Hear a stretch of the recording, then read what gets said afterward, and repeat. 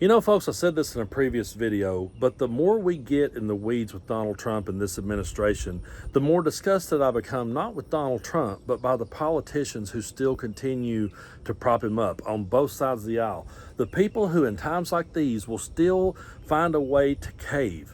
The people in times like these that just do not have the backbone to stand up for their constituents and actually go to bat for the people that put them in office.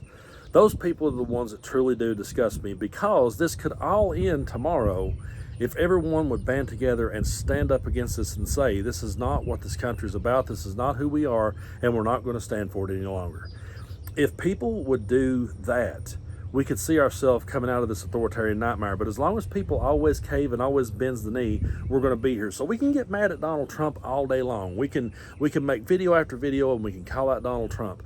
But the politicians that continues to sell him out and prop him up are what's keeping him in business. And so I feel they deserve to be called out just as much, if not more so than him, because they could be the ones to stand against it and they choose not to. And during this whole big bullshit bill thing, Lisa Murkowski out of Alaska was the one that just absolutely took the cake in hypocrisy. After trying to wheel and deal and get Alaska exempt and make her own deals to protect the people of Alaska, when it came right down to it, what did she do? She caved. And then she says that she didn't like the bill, but she voted for the bill. This is one of the most bizarre exchanges I've ever seen between a reporter and between a politician. Because this lady kind of has this deer in headlights look. You almost say to yourself, did somebody what was said to her before she cast that vote that made her have this kind of body language? But she just seems so out of touch with everything in this clip. And what she says is so bizarre that I had to play it for you. Take a look. Senator Paul said that that your vote was a bailout for Alaska at the expense of the rest of the country. Oh my. That's what Senator Paul said. Senator, we've got the... I didn't say it, ma'am. I'm just asking for your response. My response is, I have an obligation to the people of the state of Alaska. And I live up to that every single day. I fight for my state's interests, and I make sure that Alaskans are understood. I work hard to take care of a state that has more unique situations, more unique people, and it's just different. And so when people suggest that federal dollars go to one of our 50 states in a, quote, bailout, I find that offensive. I advocated for my state's interests. I will continue to do that, and I will make no excuses for doing that. Do I like this bill? No, because I tried to take care of Alaska's interests. But I know that in many parts of the country, there are Americans that are not going to be advantaged by this bill. I don't like that.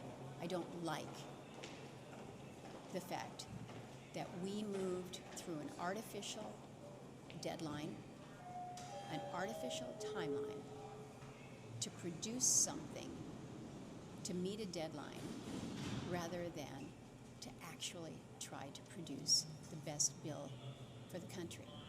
But when I saw the direction that this is going, you can either say, I don't like it, not try to help my state, or you can roll up your sleeves.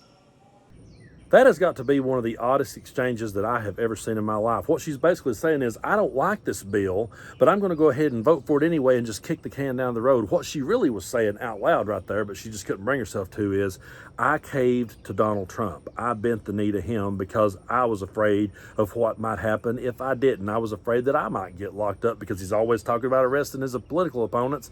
And so I did what I had to do. She wasn't doing what she had to do for the people of Alaska. She was doing what she had to do for herself to save her own ass. But as I've sat back and watched the way she's worked on this one, it's really left me scratching my head, because if I was a representative here in Tennessee, and no, I'm not going to run for office, by the way, but if I was, I wouldn't sell out the people of Kentucky or the people of North Carolina just a wheel and deal for Tennessee. I wouldn't sell out the rest of the country for my state because I have this bizarre, radical concept, obviously, that we are the United States and that we're all in this together.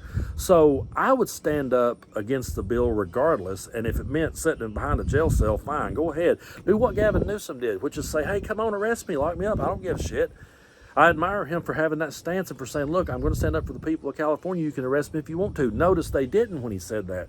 But what she did there was just simply kick the can down the road and hope that somehow it gets made better, and then she can sit back and talk about how she didn't like the bill, but she voted for it anyway. It's absolute insanity. Now, I normally don't do this here on the channel because I've always said that the way I go about doing my content is if I see another content creator who I admire talking about something that's just happened, I'll wait and not watch their take because I want to take in the story myself and then give you all my honest reaction to it without their influence rubbing off on me. But then I will end up, after it's all said and done, I'll go over and listen to other people to hear what they're saying. And one of my favorites to listen to when I'm not doing it myself is Brian Tyler Cohen. And I just so happened to click on this clip of him talking about this. And I said to myself, once I watched his take, I was like, this is why I don't watch other people's takes, because he nails it better than I ever could. And so, with all due respect to Brian Tyler Cohen, I love your work. Hope it's okay for me to play one of your clips. But, man, he just knocked it out of the park right here. Take a look. My sincere hope is that this is not the final product. This bill needs more work across chambers and is not ready for the president's desk. We need to work together to get this right. This bill needs more work across chambers? I'm sorry, but what? You literally voted for it. This is the bill. This wasn't a working session. This was it. It's passed the Senate, thanks to Murkowski. The House may issue changes to the bill that may go back to the Senate, but as far as Murkowski is concerned, she gave her stamp of approval to the final version of this bill in its current form. She decided that a bill gutting healthcare for tens of millions of Americans was acceptable because she got a few carve-outs for some local hospitals that'll be decimated anyway as the result of the same legislation. That's like securing a couple of fire hydrants in a bill that also sets the house on fire. Maybe instead of adding provisions to make the damage less bad, you should just not vote for the thing in the first place. If you feel the need to clean up the mess before it happens, maybe that's a point worth considering. So, I'm sorry if I'm not adequately sympathetic to Lisa Murkowski's plight here, but she knows what she's doing. She's not dumb. She understands the consequences of her actions. She says this vote was difficult. She voted for it. That's not difficult. That's easy. Caving to Trump is not courageous. It's not hard. That's the simple way out. You don't get credit for doing the hard thing when you don't actually do the hard thing. Someone ought to let Lisa Murkowski know that if she wants sympathy, she should try doing something to actually earn it. Again, shout out and much love and respect to Brian Tyler Cohen, but that analogy about the fire hydrant was absolutely brilliant, and we saw MAGA do that so much. That's Donald Trump's shtick.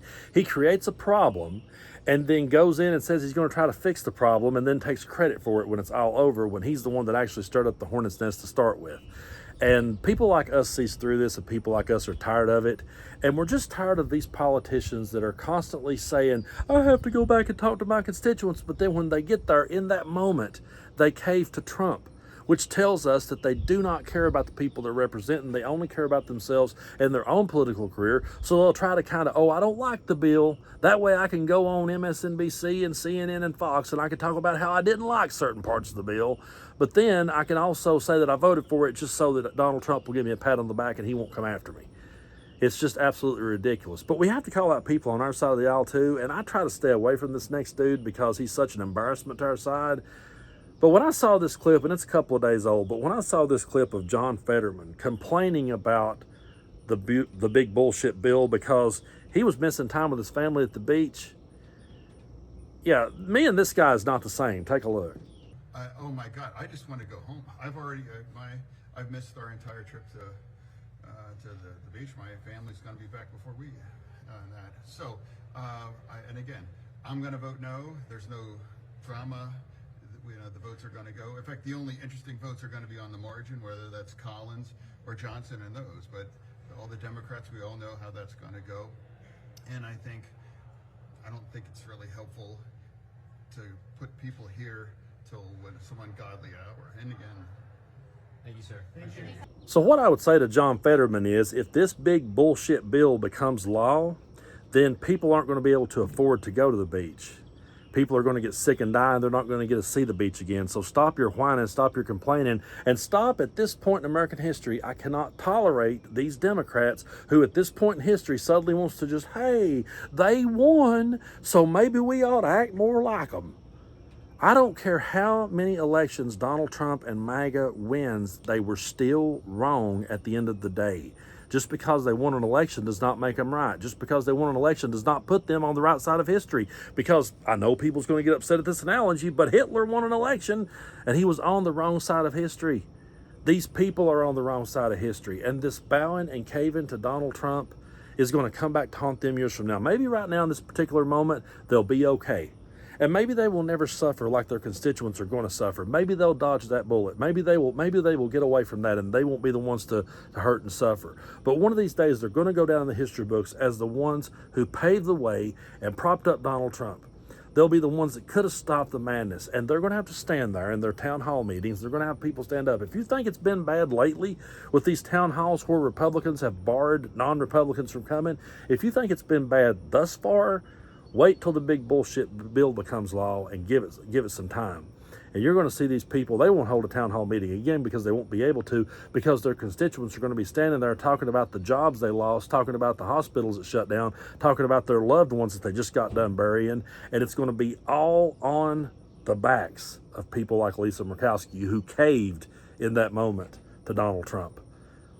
So, yeah, I will always speak up and stand up against Trump and his authoritarianism, but we've got to call out these politicians that votes for this stuff, and then the ones that goes out there and talks about the issues at hand, and you think, oh, they're on my side, and then they cave in this moment. I ain't got time for those people. I truly don't, because we're in a time in American history unlike any time we've ever been before. This is not your everyday America anymore. This isn't what we grew up in. We're in a completely different world now, and we have to play by a completely different set of rules because the rules have been taken completely out of the game. You can't go back and play like you used to. The only way that you're ever going to beat this bully is to stand up to this bully. And in moments like this, when people's lives and their livelihood is riding on the line, now's not the time to start caving. But there's a whole lot of politicians that will, because they don't have the backbone to stand up to Trump. And I will always point them out when they don't.